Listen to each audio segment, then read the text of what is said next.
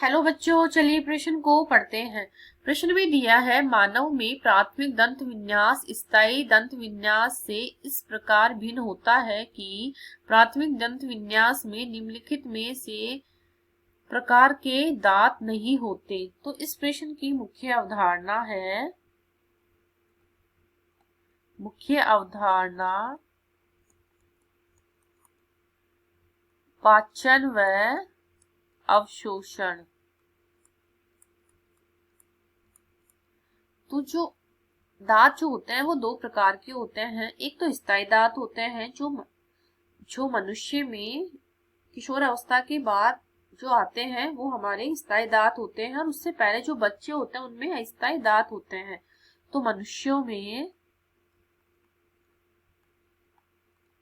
क्या होते हैं? स्थायी दांत होते हैं। उनकी संख्या होती है 32, और इनका जो दंत सूत्र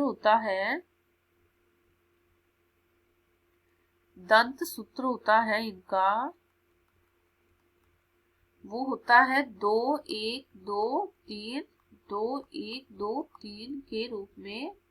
इसको 2 से इंटू करते हैं तो ये 32 आते हैं। तो इसमें सबसे पहले वाली जो 2 है वो है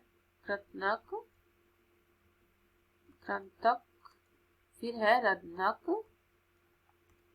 तो ये है 2, ये 1, फिर है अग्रचवर्णक, वो है 2, और चवर्णक जो है वो है 3। तो ये हो गए हैं स्थायी दांत।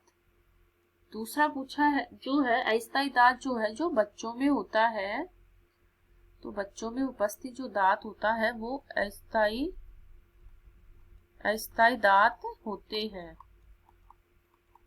और इनकी जो संख्या होती है वो 20 होती है। तो इनमें ये होते हैं 2 1 2 के रूप में, 2 1 2, तो 5 5 तो 10 हो जाएंगे। इनको इंटू करेंगे 2 से तो ये 20 हो जाएंगे।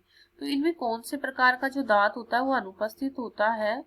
तो वो होता है अग्रचवर्णक प्रकार का जो दांत होता है वो अनुपस्थित रहता है।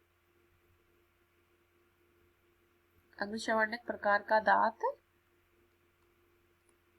अनुपस्थित रहता है। तो जो इसमें 2 है वो है कृंतक, 1 है रत्नक, और जो 2 है वो है चवर्णक।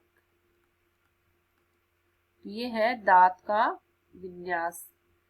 तो हमारे प्रश्न में पूछा है, जो बच्चे होते हैं उन जो प्राथमिक दंत विन्यास होता है उनमें कौन सा दांत नहीं होता है? तो वो होता है अग्रचवर्णक।